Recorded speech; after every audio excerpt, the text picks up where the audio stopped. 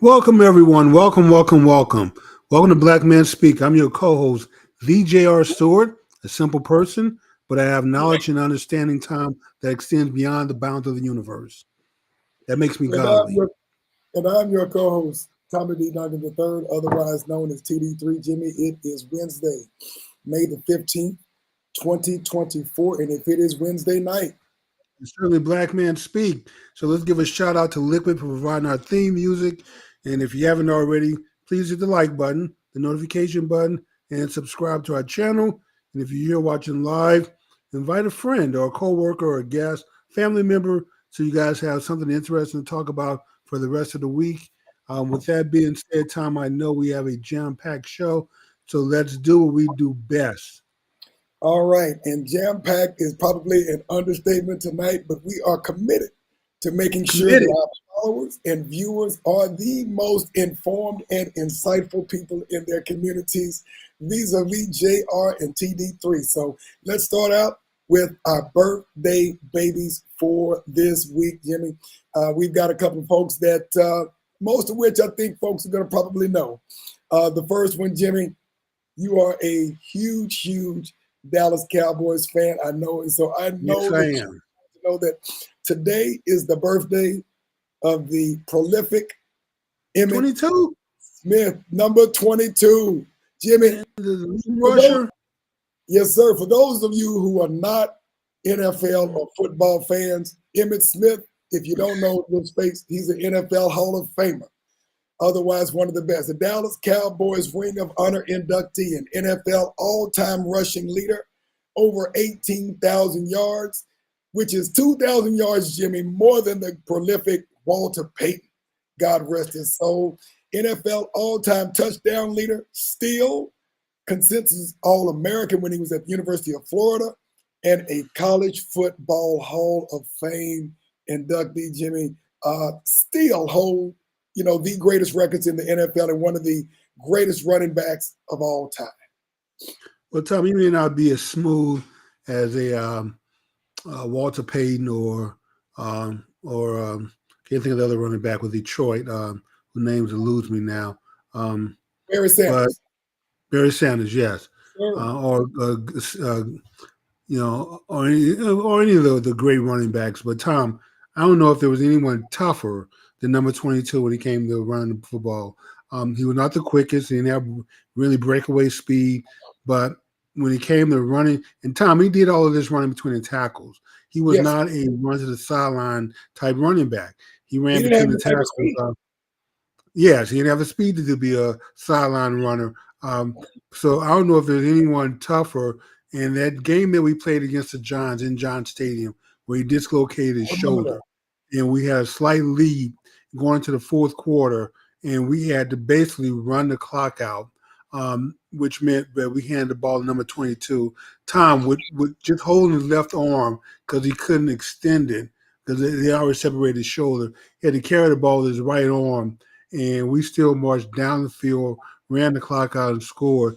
That was one of the most impressive running feats I've ever seen. And I compare that game and that effort against any throughout the history of football. I don't know if there's anybody that's any tougher than number 22. Happy birthday, Emmett. Today is your birthday, or as they would say, I don't know if you're going to be playing the Stevie Wonder version or the 50 Cent version, but either way, happy birthday to you, Happy man. birthday. And thank you for the memories, especially for those vaunted Cowboy fans. The next birthday baby, has a birthday tomorrow. And I know you know this one, Jimmy. One of the greatest performers of all times, Janet Demita Joe. I didn't know what her middle name was. Jackson, I never singer, knew it here either. actress, Um, dancer, and entertainer extraordinaire. Jimmy, she was the 10th and the youngest of the all-star Jackson family, who first became known to a lot of us when we were in our younger days as a child star on the Jackson TV show. I didn't know they had one. Good Times, Different Strokes, and Fame, all of which I watched. She became a pop icon following the release of her Control album in 1986 and, of course, Rhythm Nation in 1989. She went on to play in several lead and supporting roles in motion picture films. And to date, She has sold more than 100 million records, making her one of the world's best-selling music artists of all time. She still, to this day, Jimmy, holds the record for the most consecutive top 10 entries on the U.S. Billboard Hot 100 singles chart by a female with 18. She is also the only artist in history of the chart to have 7 commercial singles from one album, Rhythm Nation. She's won 5 Grammys, 11 Billboard Music Awards, 11 American Music Awards, and an Academy Award nomination, and as a star on the Hollywood Walk of Fame. You know, Jimmy, it's interesting because, you know, she's kind of, a lot of people, of course, with all these new stars, has forgotten all the great things that Janet has done over her years. Yeah, Tom, I thought when she did Control, I mean, I love that Control album. And man, I thought she pretty much hit the pinnacle there. But then when she came out with Rhythm Nation, oh Yeah, man, that entire album and the diversity of it, you know, with the upbeat crossover, even with Black Cats, sort of a rock and roll kind of a theme to it. I mean, that has to be the all-time best album by a female star ever. And I yeah, don't say that lightly because there are a lot of great. musicians that I give a lot of praise to. But Rhythm Nation I mean, probably one of the best albums of all time, period, male or female, but definitely if you just limit it to the female ranks, say that's the #1 album ever by a female artist. Yeah. And you look at just the number of hits alone off of that album, man. It's just crazy. You know, most great artists, they may have a couple, you know, 2 or 3, but to have that many hits on 2 albums coming Oh, pretty so much you can back to jam the back. whole album. I mean, Yeah, there's not a throw in, let's just fill some space type of songs. That whole album is great. So, so, Jimmy, happy birthday to Janet. She's coming up tomorrow. Anybody who have Janet in your on your phone, give her a holler tomorrow. All right.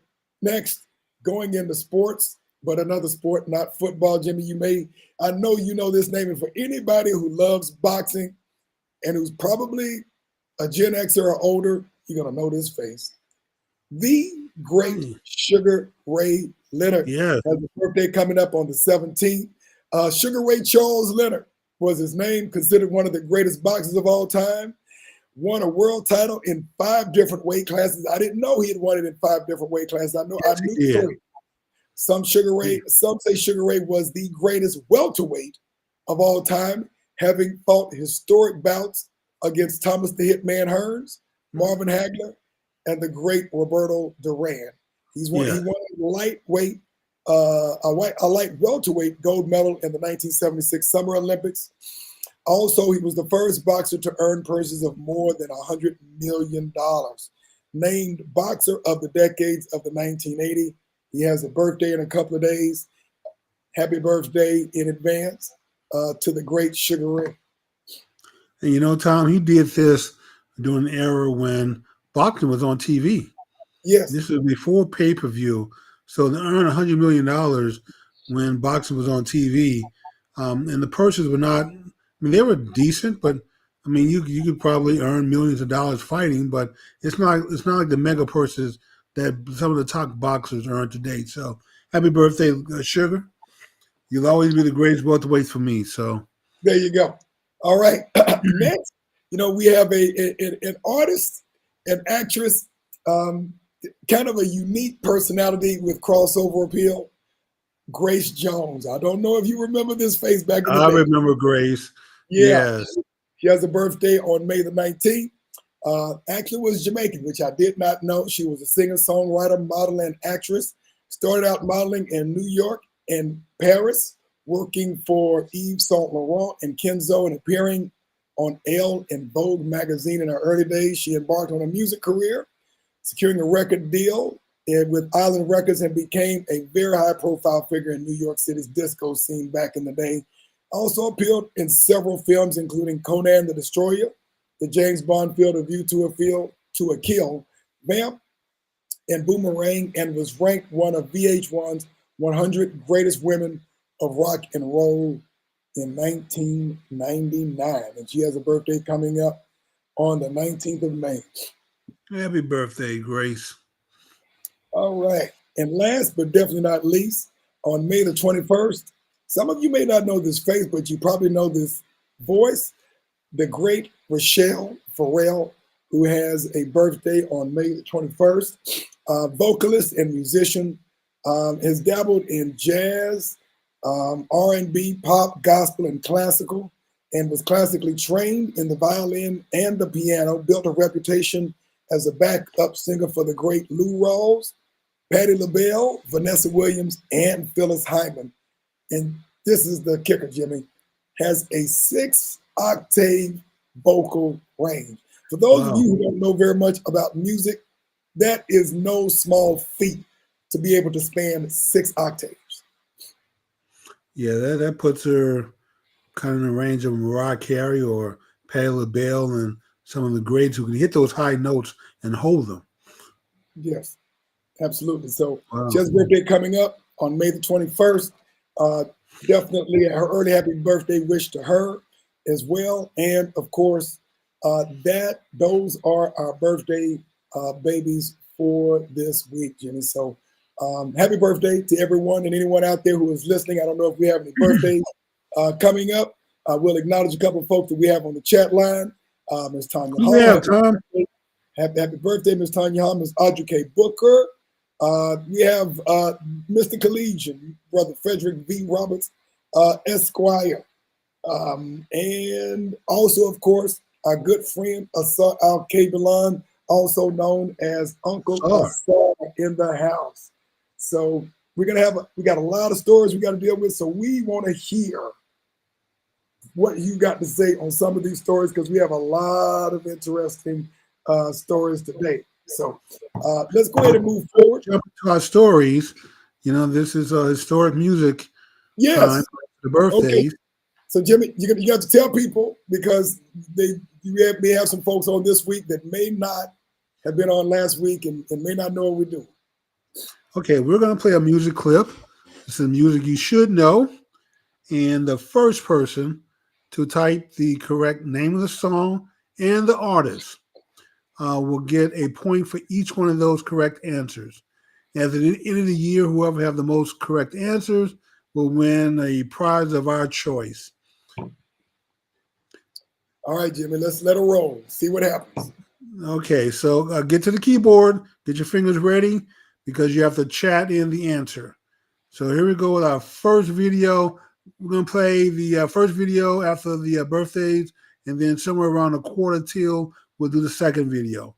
So here we go. First video. See if you know this artist. Love, no time for tears. Wasted water's all it is, and it don't make no flowers grow. Good things might come to those who wait, not for those who wait too late. We gotta go for all we know. Just the two of us. We can make it if we try. Just the two of us. Just the two of us. Just the two of us. Building castles in the sky. Just the two of us. You and I. All right. Here we go, Tom. So since you're the premier of the chat, the manager of the chat, who's our winner? All right. We've got the first person to get it right. The first person to get it right was Ms. Tanya Hall. Just the two of us, my dear Withers. Carol actually, Ms. Wilson had the first answer, but she said Lou Rawls. Actually, Tanya was the first one to get it right, which was Just the Two of Us by Bill Withers. Mr. Roberts said Al Jarreau. Come on, man. Well, they all made a version of it, Tom. I think Lou Rawls remade it, and Al Jarreau probably remade it also. So, but you're right, Bill Withers. That voice was not Al Jarreau. No. So, but it seemed like score-wise, it looked like Miss Tanya and Miss Carol are in first place, tied for first. All right. Congratulations. All right, and just to let everybody know, we're going to be doing this again about a quarter till the top of the hour. You got to make sure you send those responses in. And the first one who shows up in the chat line with either one or both correct will get 1 or 2 points, depending on what you get right. So, all right. What's our next story, T? All right. A very quick one. We reported on something last week. I'm not going to spend very much time on it, but we did have a story that seemed to be absolutely breathtaking and astounding. We talked about the purported contribution to Florida A&M University, where there was an entrepreneur by the name of Gregory. 272 million? Exactly. An institution-changing announcement that was announced at their commencement ceremony, where the president, Larry Robinson, announced a $237 million donation by Gregory Jerami, who was an entrepreneur. And quite frankly, that would purportedly have been the largest contribution to an HBCU in history. Well, since that time, he has had to announce that the school is putting that agreement on a pause. And unfortunately, Florida A&M is mired in a little bit of controversy and embarrassment over the announcement. What happened? What happened is, after doing their due diligence, obviously, which did not happen ahead of time, that what he was committing in the agreement were shares of a private company with an intrinsic value of about $15 a piece at about 14 million shares, which adds up to a little bit over $200 million. Okay, that's fine.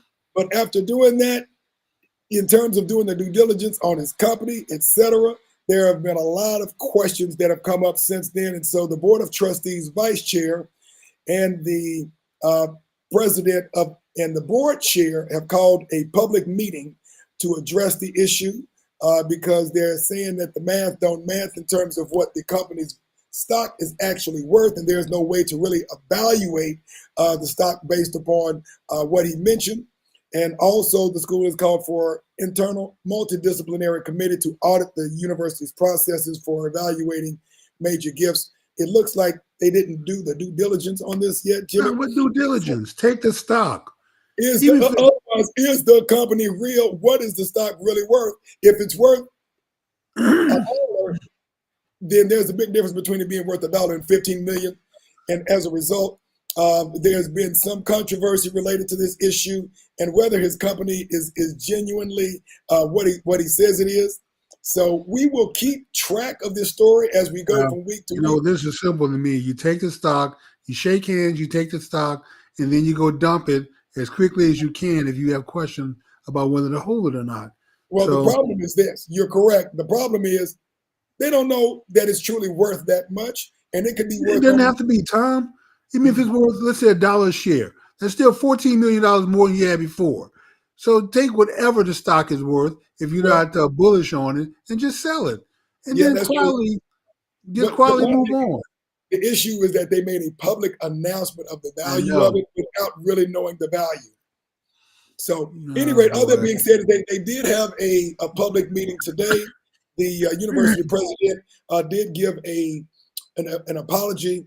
We will hope a genuine apology to the Board of Trustees and some of the executive staff.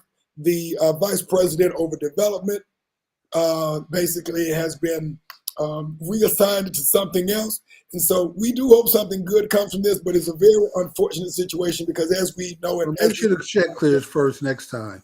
And they didn't do their due diligence, obviously, because the president claimed that he signed the non-disclosure agreement and he didn't want to share the details, but now he's got himself into hot water, and his head may be on the line because of this, depending on what this investigation turns out. We certainly hope that there is not any irreparable damage, but definitely a lot of embarrassment. So we will definitely keep you apprised as we find out more information week to week. Yeah. All right. Now, with that being said, and since this was a commencement, we're going to talk about a couple of commencements because, of course, on Black Men Speak, we are very high on education.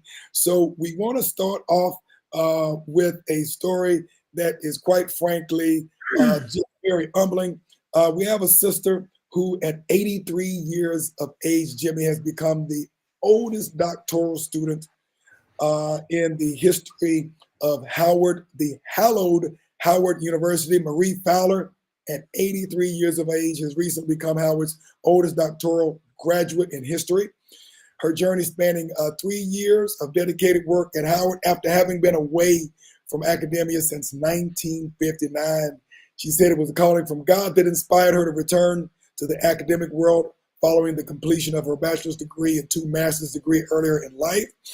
Admitted to worrying about her financial situation, especially at her age. However, it was the experience of her parents that motivated her, because at that time, you have to remember, she's 83 years old. Her mother and father were both born in an era in this country when it was illegal for a Black person to read or write legally against the law. Her siblings taught her dad or their dad to read and write and to sign his name so he wouldn't have to sign an X on the document, any legal documents anymore. And her goal was to better teach and share her knowledge and message to the student. Of course, she got her doctorates in divinity. So just a very inspiring story, Jimmy. It is never too late. Tom, put the picture back up for a second. I want to point something out. This is a smile of joy and happiness. Yes. This is not just, I'm happy to be graduating. This is joy in life. And you said something that's very important. She said she was inspired by God. And so I wanted to point out that it is never too late, that when you align yourself with God's purpose, whatever purpose that is that God has for you, the happier you'll be in life. That doesn't always equate to money, but you will be happy and find joy, peace and joy in life. And so there's more to life than just chasing dollars. So I'm glad that she was able to overcome whatever financial ills that she may have encountered. But this is a person who seemed really joyful to me and happy in life. And it's never too late, Tom, to find out what God has in purpose, what God's purpose for you is, and to follow that path. And the sooner you do it, the happier you'll be in life. If you're unhappy in life, that should let you know that you're not walking the path that God wants you to walk. Yes, sir. And on the other end of the spectrum, we have another young lady, Jimmy, who at the tender age of 17, out of Chi-Town, Chicago, recently walked across the stage in a graduation ceremony after earning her doctoral degree at the age of 17. Not her bachelor's, not her master's, but her doctoral degree at the age of 17. Dorothy Jean Tillman II was homeschooled in her early years before entering college at the tender age of 10. In 2020, she earned a Master's of Science degree, and then a year later at 15, she was accepted into the Doctorate of Behavioral Health Management program at Arizona State University. At 17, Jimmy, she successfully defended her dissertation to earn a doctoral degree in integrated behavioral health at Arizona State's College of Health Solutions. And on May the 6th, she walked across ASU's commencement ceremony, stating that seeing her mother work hard to uphold the family's legacy and be that person that everybody was able to go to inspired her to want to grow up to be a more accomplished person. She said, asking what her goals were after graduation, just like any other teenager, and she is just 17, still trying to figure out her specific dreams and goals, Jimmy, but everything obviously is ahead of her now. So congratulations to Miss Tillman. Absolutely phenomenal, getting her doctorates at the age of 17. We keep chronicling these accomplishments, and I keep saying, and I'm going to keep saying it, that I know these are the exceptions, but these should be the rule. That there's a common theme that these exceptional kids come from either charter schools or homeschool. And this just goes to show, Tom, that we think that keeping our kids at home and teaching them ourselves is somehow going to stunt their growth and development. When all we see is that these kids who are excelling in academically are the ones who are coming out of homeschool.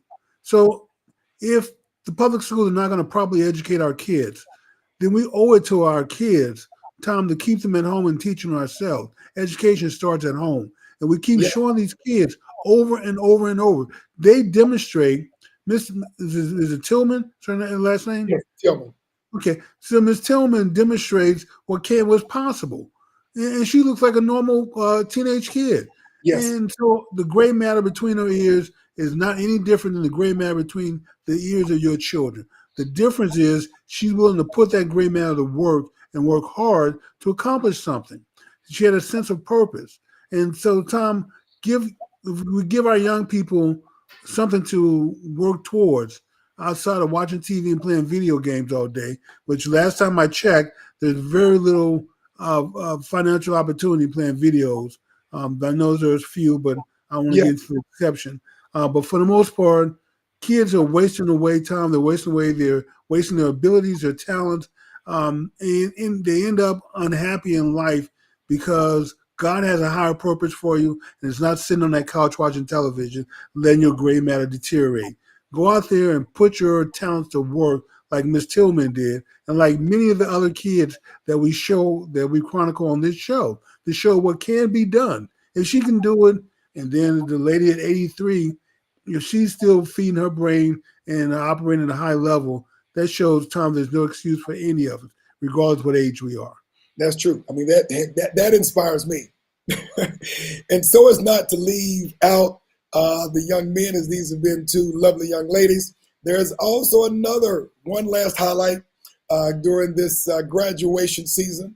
Young Cameron Robinson, who began his journey at Florida State College in Jacksonville, not to be confused with Florida State University, but Florida State College, when he was just 7 years old, taking an intermediate algebra class full of college students, and he has been looking at the rear view mirror ever since. Middle schooler Cameron Robinson, now 12, has achieved the extraordinary accomplishment of graduating with an Associates of Arts degree from Florida State College at Jacksonville. The young scholar enrolled in a dual enrollment program and was awarded with a degree during Florida State College's May 9th graduation ceremony. He has a passion for math, using the subject to calculate the speed of soccer balls and other fun things. His math professor actually noticed that his presence in the classroom actually inspired other students to strive and work harder to make better grades.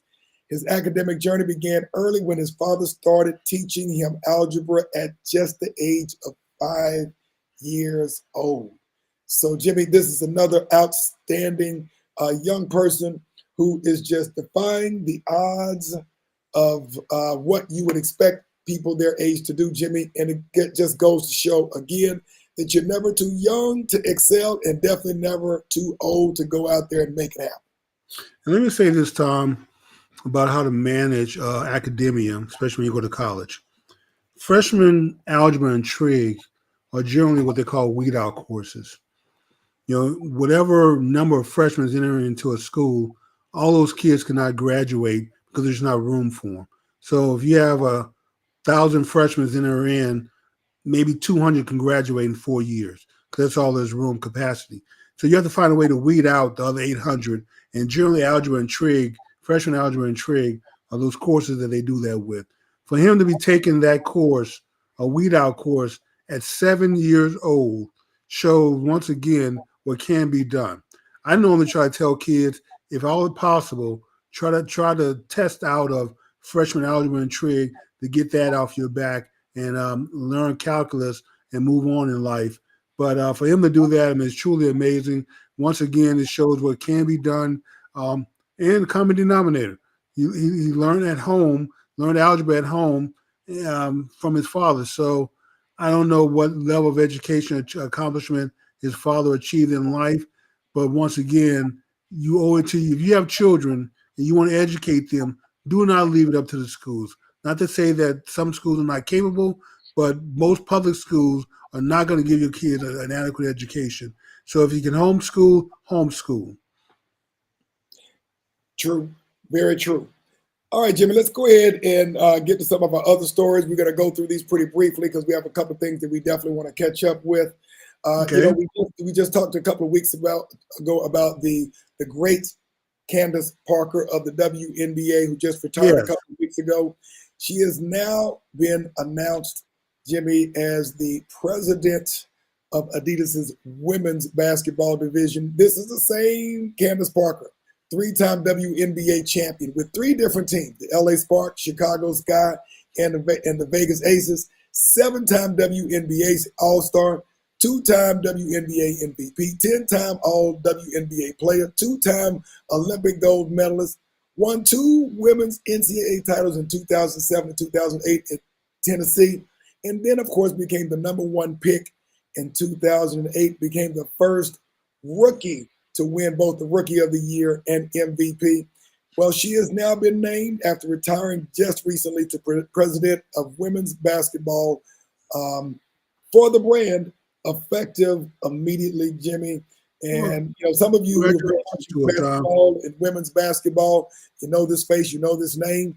In her position, she's going to be collaborating with the brand to elevate women's sports and leverage her understanding of the game to define a more clear direction, focusing on more access, representation, and growth for women's basketball. She will also oversee the development of the women's basketball product line for Adidas. So we definitely want to wish her the best of luck. Yes, we want to wish her the best. Yeah, she is one of the greats of WNBA. So now that women's basketball is, I'm not going to say it's on the map, but at least it's getting a lot of recognition. So I hope they find a way to continue to drive their momentum to achieve the things, some parity that they want. They'll never be equal to the men's game, let's face it. But I think for some of the things they want to achieve, let's hope they continue to drive the popularity to a point where they can achieve some of those things. So congratulations to her. Well deserved. And the Las Vegas Aces, Tom. Yeah, they I think that was their last championship. Last 2. I know they won back-to-back, and it looks like they may win a third one the way things are going. They may three-peat here this year, so we shall see. But congratulations to her. The baton may have been passed, Jimmy, because the next WNBA standout, also of the Las Vegas Aces, Asia Wilson, who plays with the Las Vegas Aces, is a 2-time WNBA MVP in her 7-year professional career, now has a signature shoe line. So she has game.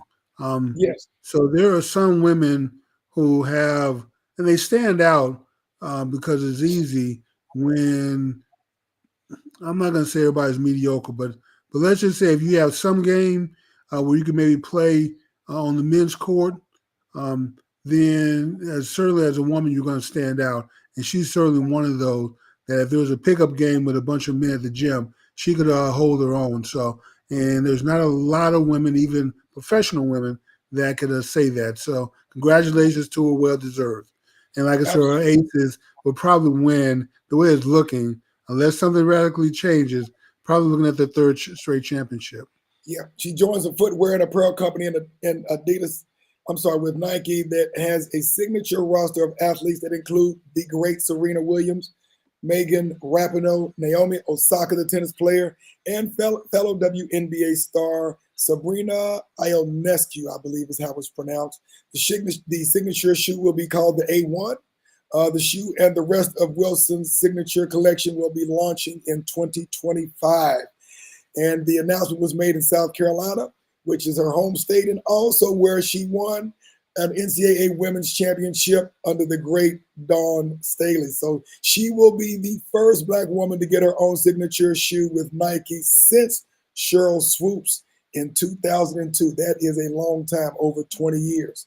And Candace, and she also now joins Ionescu, Breanna Stewart, and now Caitlin Clark as the only active WNBA players with a signature shoe. So congratulations. Congratulations. To Asia Wilson as well.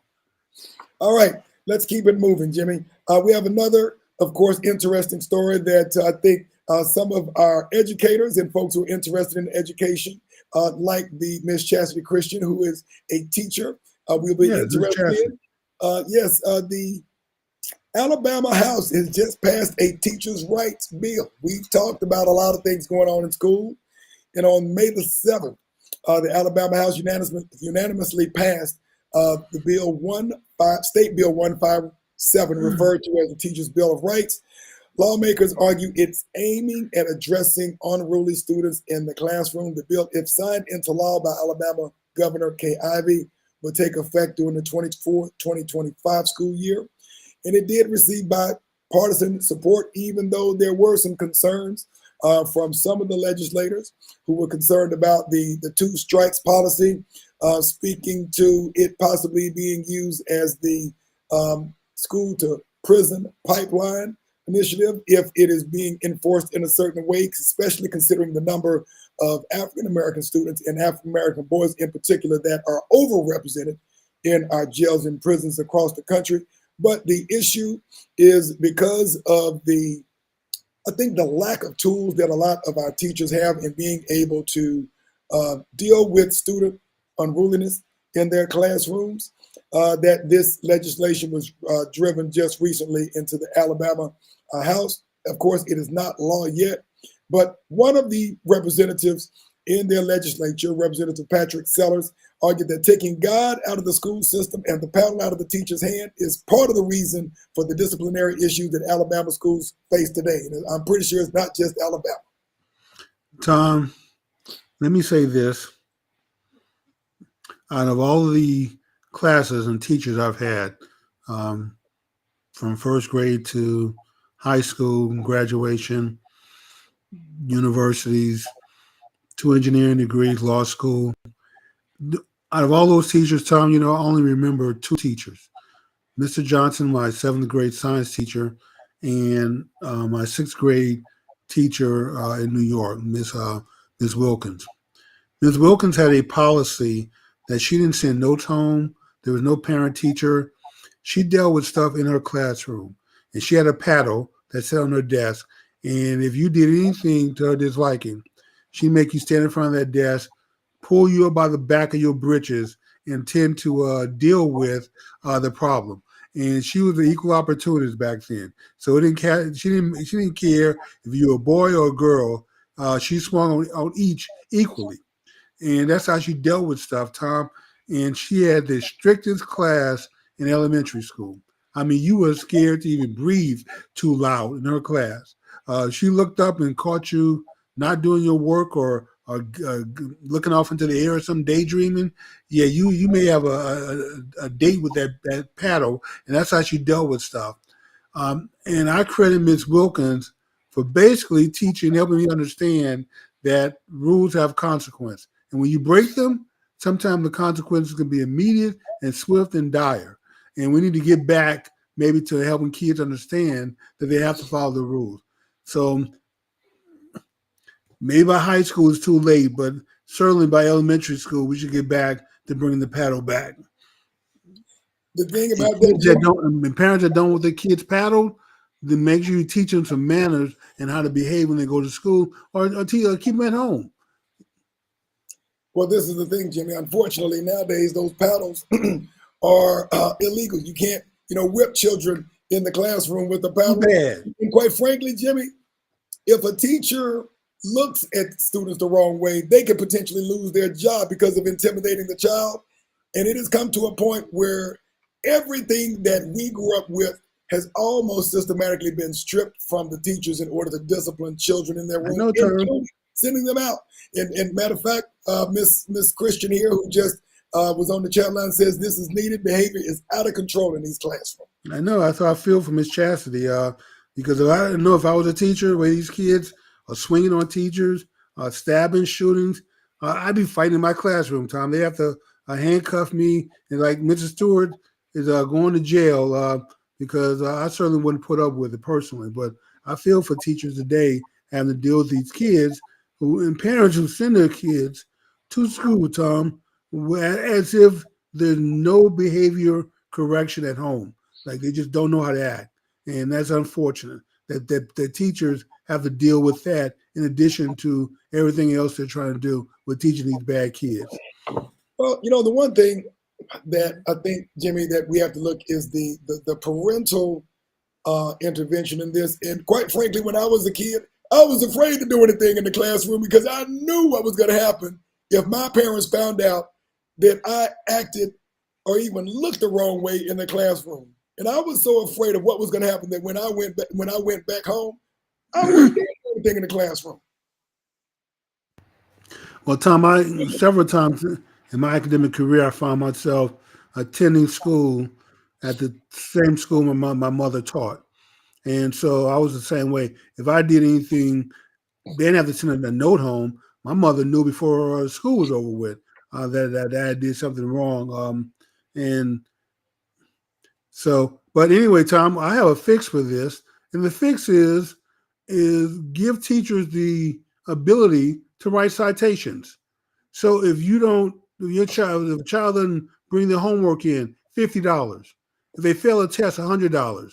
If they do something to disrupt the class, you put any amount you want on there, and you turn it into the system. And if the parents don't pay it, then issue an arrest warrant. Put them in jail until they pay it.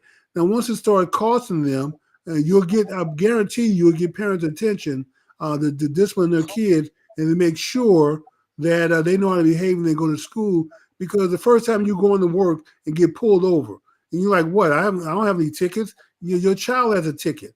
Your child has several of them that you didn't pay. Off to jail.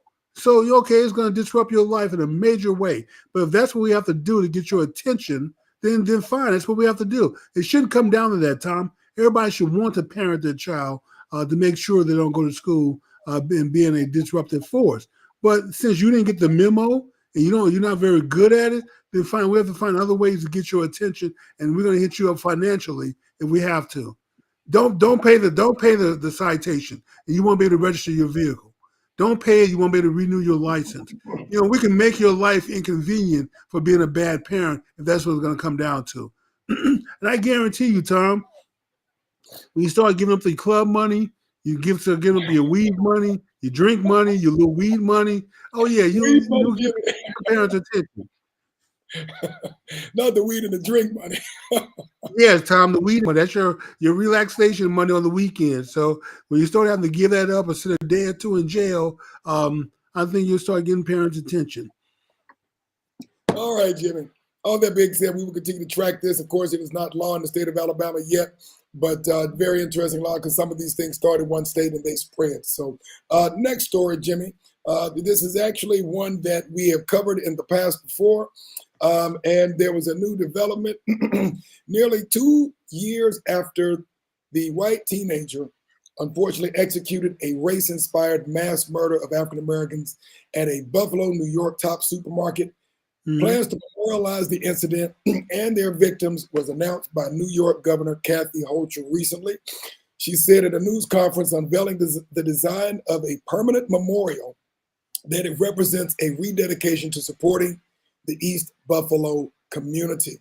Governor Hochul stated that as we approach the 2-year anniversary of when our neighbors were senselessly slaughtered solely because of the color of their skins, we rededicate ourselves to supporting the East Buffalo community, remembering those we lost and supporting those who were actually injured. Jimmy, I didn't realize that it had already been 2 years since we were, of course, looking at this top supermarket, Jimmy, with the just senseless violence that happened there, Jimmy. And this is a rendering of the memorial that will be raised on behalf of those whose families lost loved ones.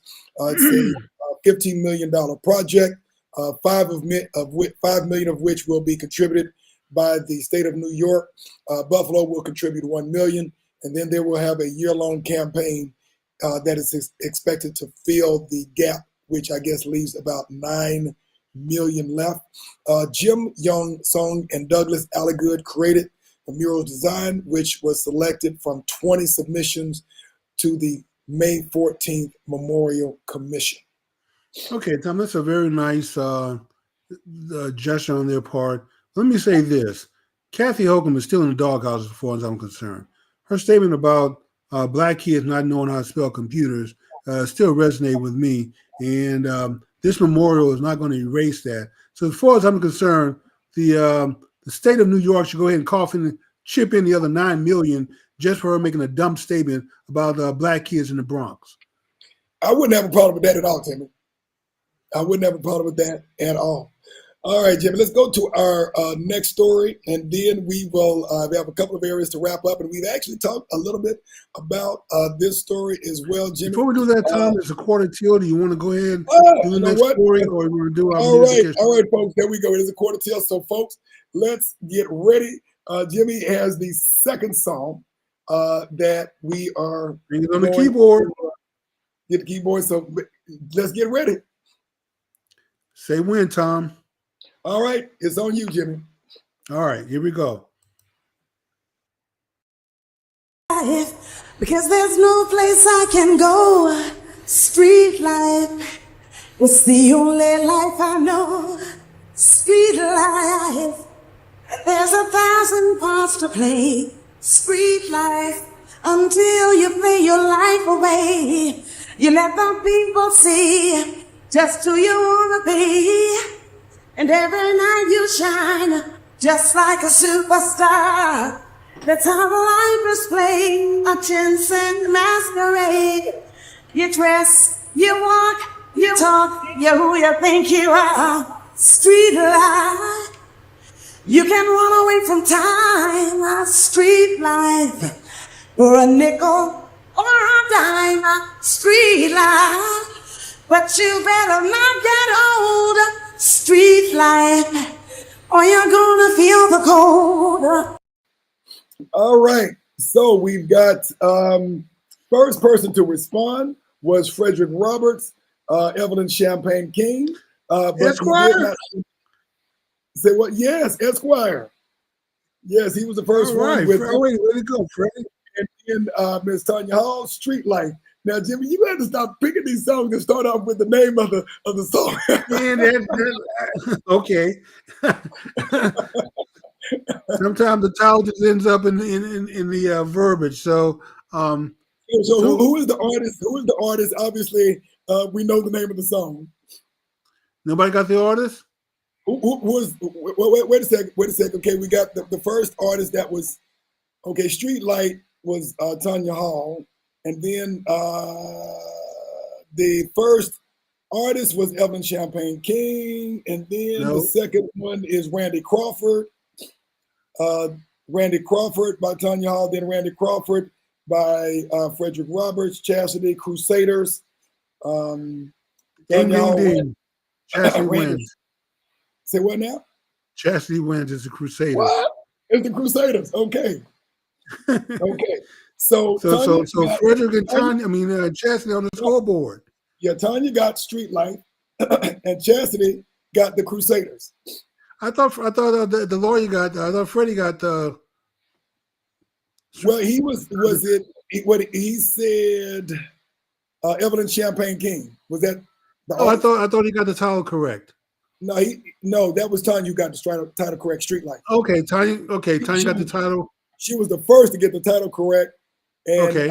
And I believe that Chastity, if it was the Crusaders, she was the first to get the artist correct. All right. I guess Miss Tanya is now taking the lead. Wait a minute. Now, is it Randy Crawford? Because I have someone saying Randy Crawford. No, Crusaders. Crusaders. Okay. All right. Very good. All right. The competition is getting warmed up. At least that rendition is the Crusaders. All right. So what's our next story, T? Congratulations. All right. Next story, Jimmy. We it's been a few weeks since we talked about any international news. So we've got to talk a little bit international news. Ghana's Supreme Court ruled recently that lawyers battling over the legality of one of Africa's most restrictive anti-LGBTQ bills must amend their motions due to insulting language in their submissions and then postpone the case. The Ghanaian Parliament unanimously passed a bill that would intensify a crackdown on LGBTQ rights in the West African nation, but President Nana Akufo-Addo has delayed signing the bill. The bill, if signed into law, could jeopardize donor funding for Ghana, which has been facing an economic crisis due to inflation and other things. Gay sex is already punishable by up to 3 years in jail if the bill takes effect. It will lengthen that sentence and intensify a crackdown on the rights of LGBT community in that country and those accused of promoting lesbian, gay, or other sexual gender identities. So, Jimmy, we've talked about this in a few other items, and this was one thing we do know, and I know you've talked about this as well, that of course Vice President Kamala Harris and other envoys have been sent by the United States and other countries to get them to basically back off of their what you call alphabet community legislation, putting the hammer down on that. Well, Tom, I don't have anything against the alphabet community. In fact, I'm somewhat a little jealous that they have become so prominent so quickly. And if our government should be going to Africa and promoting anything, it should be promoting unity with Black people here in America. But yet they're over there fighting for the rights of the alphabet people, which personally, like I said, some of our friends are same-sex marriage people, which I've come to terms with, but I have nothing against the community itself. More power to them, but I still have a problem with the fact that they have come to power so quickly, so fast, and that our government seems to be more concerned about protecting their rights on the global stage as opposed to protecting the rights of Black people here in America and promoting our interests abroad. African Americans, I don't like the term, but Black people here in America are not promoted in Africa. They don't say one word to promote unity between Africans and then African Americans. Not one word, Tom. But yet you can go over to a foreign nation and promote the alphabet community agenda and then hold money over their head. It's pretty powerful, Tom. And what does it say about us who've been in this country 400 years? We've done our contribution. We've slaved away. We've made our contribution. We've done everything that citizens should do for a nation, but yet we don't get the reward. And somehow the alphabet people come along here, Johnny come lately, and they get the reward. Somehow that doesn't quite seem right to me, Tom. Something just don't quite seem right with this whole equation. The calculus is not working out for me. Well, when you look at the alphabet community, I think the face of that alphabet community probably explains a lot of why they're getting, of course, more political and or economic resources than the Black community has, who actually built this country, its power, and its legacy. So, Tom, it says a lot. We have to understand where we are, and we're slowly losing ground, Tom, to the alphabet people, to the illegal immigrants. Before you know it, we're not slowly losing ground. It's a wide gaping gap. Yes, well, we used to complain about being second-class citizens in this country. Before you look up, it'd be fourth, fifth, and sixth class the way it's going. So, all that being said, as these countries are holding money over Ghana's head, what they are not willing to talk about is all of the billions of dollars that the United States, of course, the other European countries have shamelessly stolen from the entire continent and then loaning it back to them. Well, Tom, this may be a blessing. They may not realize it. Cut your ties with Western powers. Work on developing trade and opening pathways within the continent and promote trade there.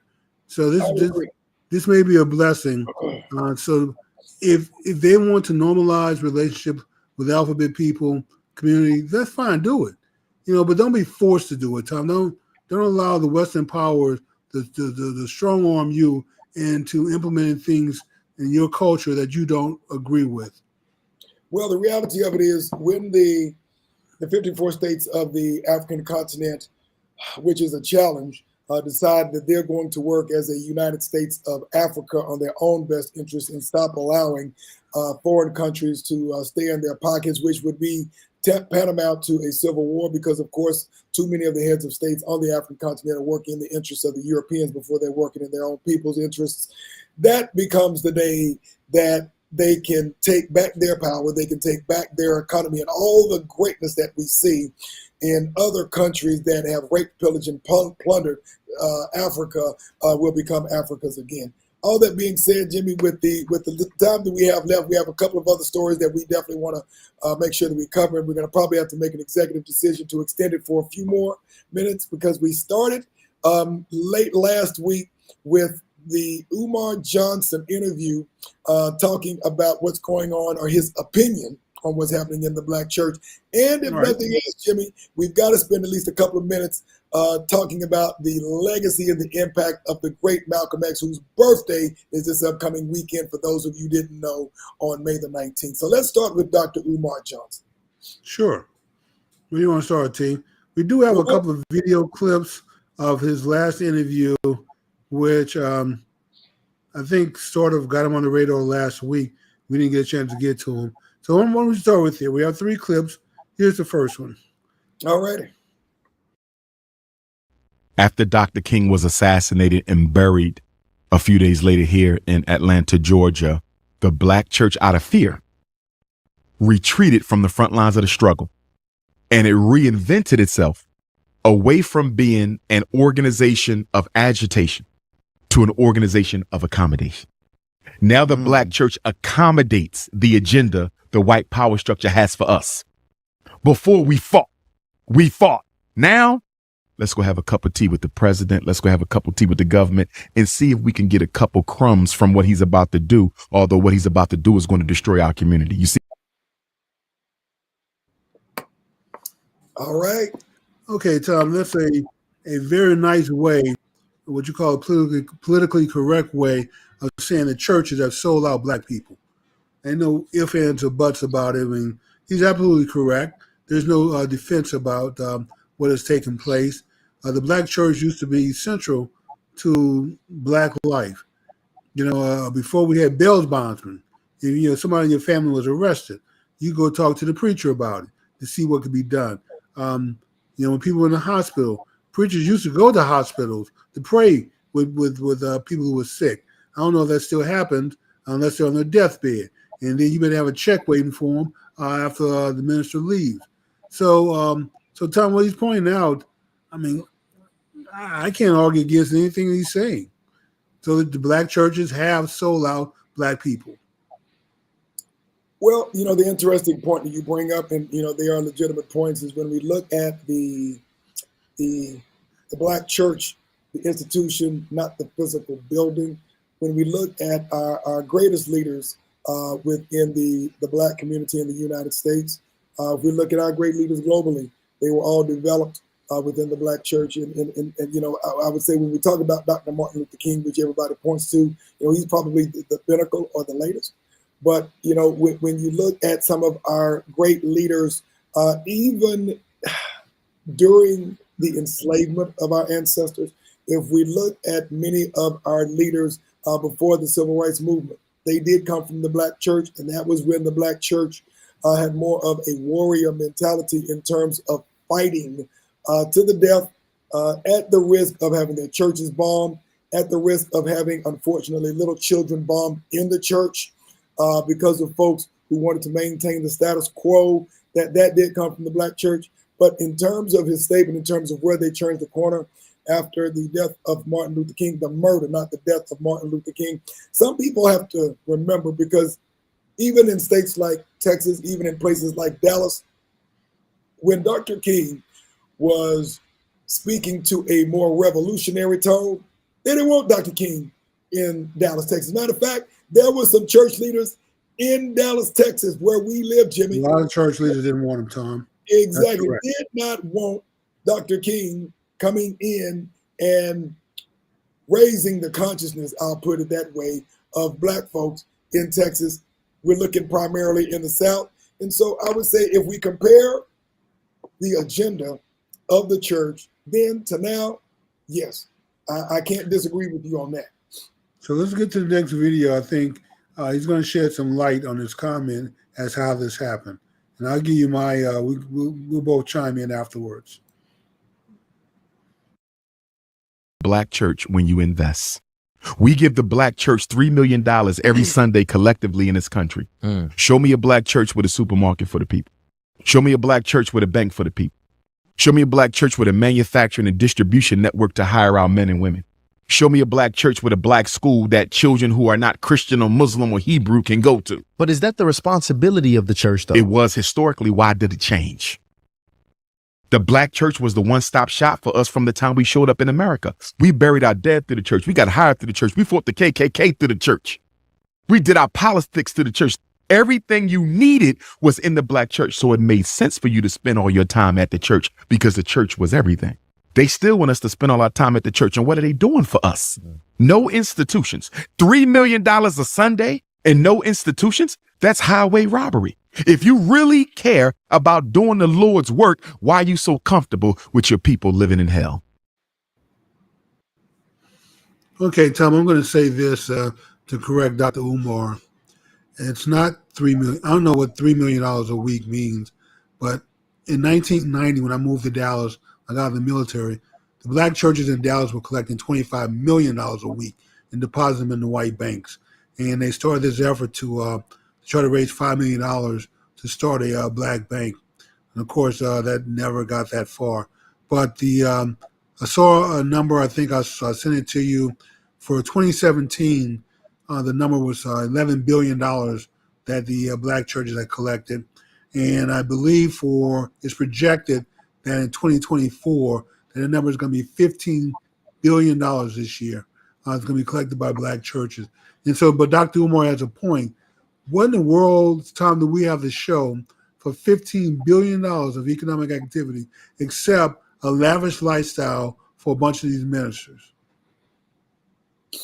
Well, Jimmy, I can't speak to every church. I can't speak to every black church. There are some black churches in the community that are building banking institutions. I would not say a Bank of America, but what we would call credit unions, so that, you know, folks from within their community, their church community, and outside of their community can deposit funds so that they can give out loans to small businesses in order to create jobs. I know a ton of churches, obviously, that do a lot to feed the homeless in order to provide food shelters for folks who are in areas of food insecurities. And then, obviously, you know, there are some churches that help a lot of folks with jobs. Now, in terms of it being an all-in-one, is about the closest thing that we have to being a one-stop shop for everything, but I can't say that most churches are like that. There are a few churches like that, and obviously those are going to be the larger churches that have larger resources and or larger congregations to be able to support that type of infrastructure, Jimmy.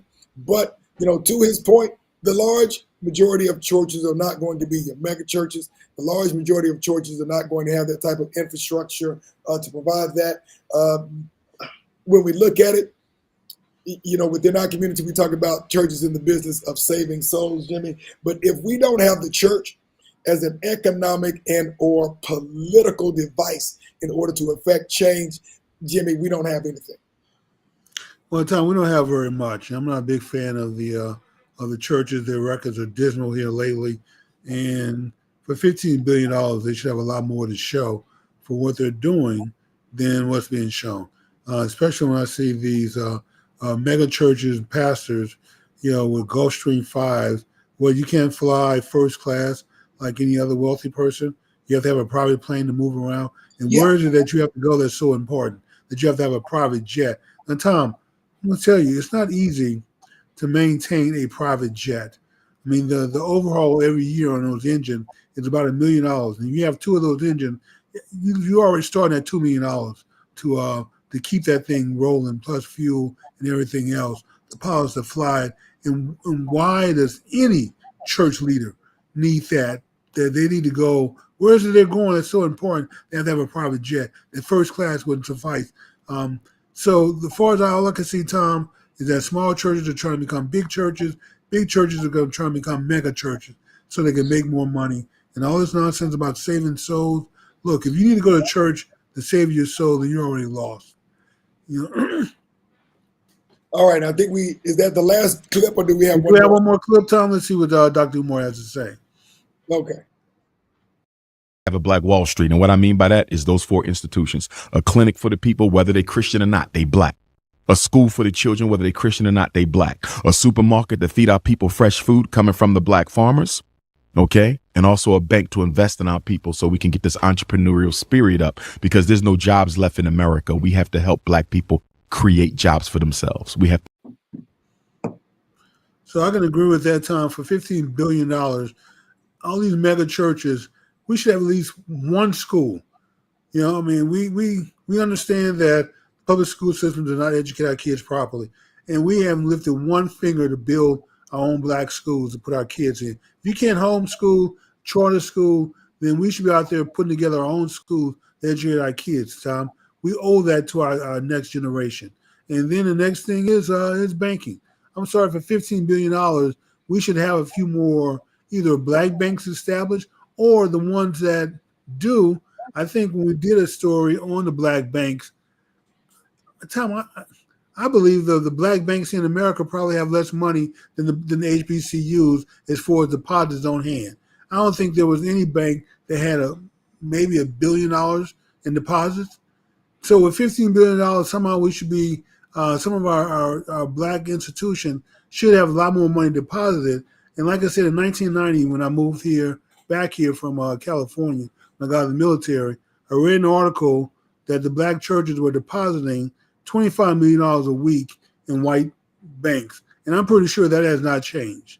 So until we understand that, we have to do for ourselves, Tom, and get that mentality, get off our knees, stop blaming and begging white people for our freedom. We're already free. God, you were born free. You may not realize it, but you were born free. You don't have to get anyone's permission to be free. You don't have to get anyone's blessing to be free. You are exactly what God made you. You have all the tools that you need to be successful. So let's go out and do what we have to do, Tom, and stop worrying about what other people think and what they're going to do as a response to what we're doing. I would agree. I would agree with that, Jimmy. In terms of the excuse making, I would agree with that. And stop waiting for a leader. Be the leader that you want. Yes. Like All right, Michael Jimmy. Jackson would say, the man in the mirror. Absolutely. All right, Jimmy. Very, very last thing that I want to make sure that we take a couple of minutes to discuss, Jimmy, is the legacy of Malcolm X. Always have to have a Malcolm. Yes, El Haj Malik El Shabazz, who is my hero, and someone who we lost much earlier than needed, but we understand why he was taken out. Jimmy, we understand the impact that he could have had if he had lived. And Jimmy, if we think about the lasting legacy and impact, his messaging and ideas and what it leaves to the black community, I understand why they continue to try to blot out the truth about his message, the truth about what he was about, and what his message means to the black community globally, regardless of whether he is here or not. Jimmy, I mean, when I read the autobiography of Malcolm X, I think it was drafted by Malcolm in the collaboration with Alex Haley. It just totally messed up my mind and revolutionized my thinking about so many different things. And I didn't read it until I think I was in college, but it just made me reevaluate so many things that I thought I knew and understood in terms of psychology and my identity as a black man, Jimmy. But what are your thoughts? Well, Tom, I mean, growing up, I went to predominantly white schools, and I think the prevailing thought was that Malcolm X was a radical who did not like white people. So that was my understanding of Malcolm X. So I became older, and of course, when I read the autobiography, learned a little bit more about Malcolm X, I could see that thinking, that way of looking at his life was totally incorrect. It wasn't that he was anti-white, he was just pro-black. And Yes. then he took a more universal stand for all of mankind. So at no point did he ever teach hatred, violence. He taught self-defense. And he told people, just stand up for yourself. Everyone has a right to defend themselves from physical attack and from verbal attacks. So in the stand up and be a man and defend yourself, get off your knees. And once again, this is an ideology that I wholeheartedly accept. We have to get up off our knees and stand up and be free people. We have to stop looking to other people to validate us as people. Like somehow we can't feel comfortable about who we are until white people say it's okay to be who you are. To be black, to be free, to be, we don't have to get permission from anyone to be who we are. We just have to define that and stand up for what's right. We were God's spiritual people for a long time in this country. We were the soul, not just with our food and our walk and our clothing and our culture, but we were the soul of America that brought it back to the table to make her understand that she was not living up to her words that all men are created free. We did that, and we've lost our way now. we're just as much as the people of this country as anybody else in this country. So we have no moral authority, and a lot of that is because the church has lost its way. Like I said, the church used to be a big part of our life. Now church is not a big part of our life, and we're not a big part of God's solution and equation for this country. So we have to get back time to being who we are, which is God-fearing, God-righteous people who are doing what we're supposed to do. And God does not intend, and I have God on speed dial, so I know this personally. God does not intend for us to be in the condition that we're in, Tom. I know this personally. So all these kids that we keep chronicling doing these great things are just all they're doing is tapping into what God really wants for them to do, to live out their purpose, to achieve things that others think that you're not supposed to be able to achieve. But all black kids can do this, Tom. If you stop filling your head with the nonsense and the noise and really pray and fine tune a purpose, a godly purpose, which is what we used to have. And once again, I'm still amazed when I look at Eyes on the Prize 1 and 2 and look at civil rights films, how well people dress during the Harlem Renaissance. Just random pictures of Harlem, Tom. Just everyday snapshots of what life was like. And I didn't see people sagging with their pants, trash on the street. What you saw was people dressed up, men with shirts, jackets, ties, women in dresses, hats, purses. And it's like, this is everyday life. Like, what happened to those people to become these people that we are now? Gotcha. Well, I know you're holding up the fort, Tom, because you dress really nice. But for the rest of us, we got some catching up. I know I do. But yes, those people were much more in tune with their godly purpose, Tom, than us. And it's a shame that our ancestors have accomplished more with less than we have. Well, one thing I will say about my memory and legacy of Malcolm X is he was as American, if not more American, as folks who called themselves to be American, because he was the truth and he spoke the truth, and he was willing to die for the truth, which unfortunately a lot of people are not willing or prepared to do. He was willing to die for a cause that was greater than him. His reliance on his personal faith and his reliance on his belief in what the African community could do, not just within the United States, but globally as well, is what drove him. And he was willing to put his life on the line. Unfortunately, a characteristic that we cannot find too often in this day and age. The other thing that stands out to me about Malcolm, of course, is his philosophy, what he called Black nationalism, something that pretty much every community does. He says, what is your economic policy? Black nationalism. What is your political philosophy? Black nationalism. What is your social philosophy? Black nationalism. What he basically meant is Black unity before unity with anyone else. Getting our ducks in a row and making sure that we have what we need first before we start trying to collaborate and partner with anybody else, because they're going to try to water us down, which in essence is what has happened. But he was always willing to work with other groups as long as they understood what his agenda was, and that was in unifying and empowering our community of folks who continue to be ostracized and exploited within the United States of America. And in addition to that, he took his case globally to the court of public opinion, to the United Nations, to other African countries. And so as a result, at his funeral, he called him, or a statement was made, as he was our Black shining prince. And quite frankly, he was. I would agree with that, Tom. But this is what happens when you make too much sense in this country, Tom. Ignorant people feel threatened, and then they find a way to take you out. But that doesn't mean that you shouldn't fight and oppose ignorant forces, because to me, those forces are all centralized and go back to one source, which is the devil or evil or whatever you want to call it. It doesn't matter. It's all the same. So you have godly forces and you have evil forces, and that's all that exists. So you're positive or you're negative. And all too often, when positive people come along and try to motivate others to be positive, the evil forces find a way to take them out, Tom. So people have just learned to keep their mouth shut. All that I would ask is that for those of you out there who don't know Malcolm and his philosophy, do a little research on him. Read a little bit about him. I'll read the autobiography. It's a very good book. I would say if you have Highly not read recommend. the autobiography of Malcolm X, you need to read it. It is as an American a book as there is American, even though in today's age of eliminating anything that has to do with the truth, it probably is not going to be found in most of our school libraries, but it is as American a book as you can find. If you can read the book as opposed to just watching the movie, you get more insight into the thinking of the person when you read the book. So, I mean, the movie is a good representation, but a lot of times the inner thoughts of the characters are not displayed. So you get much more of the inner thinking of Malcolm X if you read the book. So I highly recommend you read the book.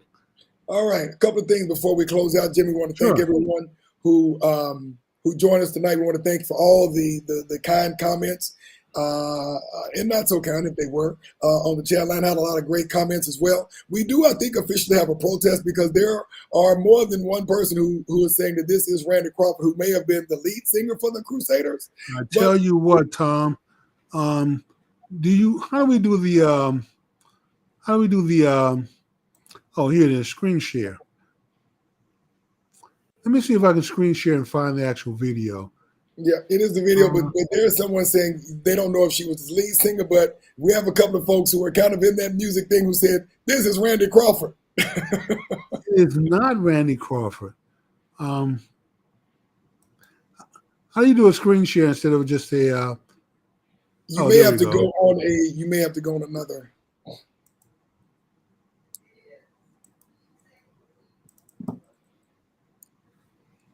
Let me pull it up for you. Do our research.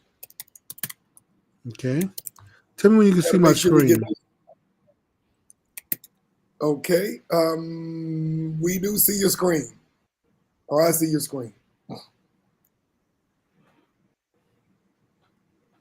Uh-oh. Uh-oh. Wait a minute. Wait a minute. The band reached a commercial apex in 1979 with their hit single Street Life featuring lead vocals by Randy Crawford. So it looks like she may have been the lead singer, Jimmy. Her name was Randy Crawford? Yes, I did. I just Googled it. It looks like she was the lead singer of the Crusaders during that period of time. But it's not the who's singing the song. The Crusaders was the group, the musical group, but the lead singer was Randy Crawford.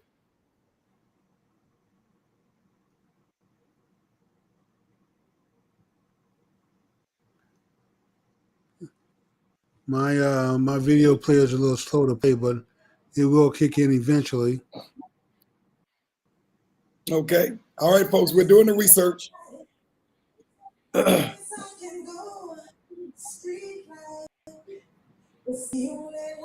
And so the question is, who is that? That's the Crusaders. I know, but who is the person singing?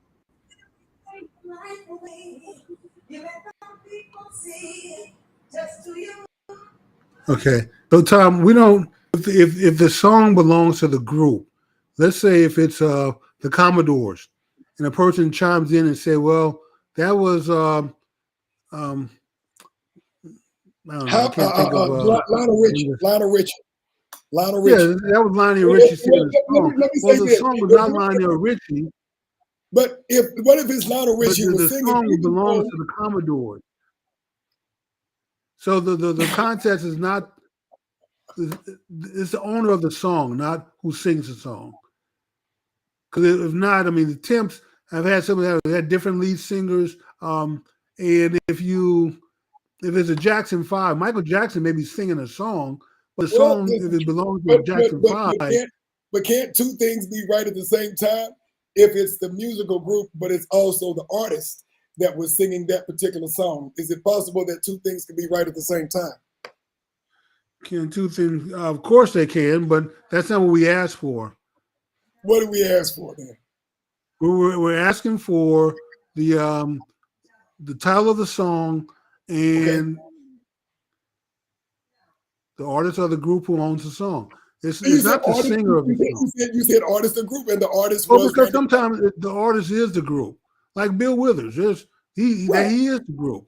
Right. He You know, well, but, he but, was he but was in the in, case that there's a group well. that has, My question is this: if someone says the artist, even though they're a part of a group, is it possible that you would say that even if someone identified the artist, that would not be right because they were a part of a it would group? still be incorrect, Tom, because we want the group who owns the song, not the artist who's singing the song. Okay, well, you got some protests on your hand, but So two things can be that corrected. version so that song "Street Life" was sung by the Crusaders. That's the group. And lead singer So, was Randy Crawford. okay, and she may have sung the song, Yeah. but we're not asking for who's performing the song. We're asking for, in that particular case, the group gets the credit for the song. I don't know if she wrote it or she's just performing it, but Gotcha. but the Crusaders as a group are the ones who collect the royalties off the song, and they're the ones who get credit for the song. So, Okay. so All we'll right. clarify that in the future. That if it is a group, that we don't want the singer, we want the name of the group. All right. So Just so so why everybody don't know. so whoever gave the name of the artist, why don't you give them a complimentary 1 point, Tom, and then we'll clarify that Okay. for next week and make it All a right. little more clear. Very good. In that case, the name of the song, we got that one. There is no confusion there. And matter of fact, there you go. Miss Tanya also was the first one to get the name of the artist, which is Randy Crawford. So she actually gets 2 points, and Miss Chastity gets 1 point because she identified the name of the group. She was the first one to identify the name of the group, which was Okay, Chastity. that sounds fair. Was Ms. Tanya. And so they both get 1 point, and you will have to clarify that next week so there is no confusion. Yes. Cool. Perfect. All right, guys. I'm When we say a quick goodbye, Tom? Huh? I'm just telling our family out there, I'm fighting for you. Yes, I see. Well, that's the right thing. If there's a point of confusion, we need to clear it up. So I'm glad that it was pointed out, and it probably we should have thought of it from the beginning, but now we have, so we're a little clear. All right. Well, that's it for tonight, folks. We appreciate you staying on a little bit longer. But, we had a jam-packed show. We definitely hope you enjoyed the stories and the content that we have. And, of course, stay tuned for next week because, we're going to come with the funk and we're going to come with the news that you're not getting on any of these other outlets. So we appreciate you. And, of course, we'll look forward to seeing you next week. See you guys.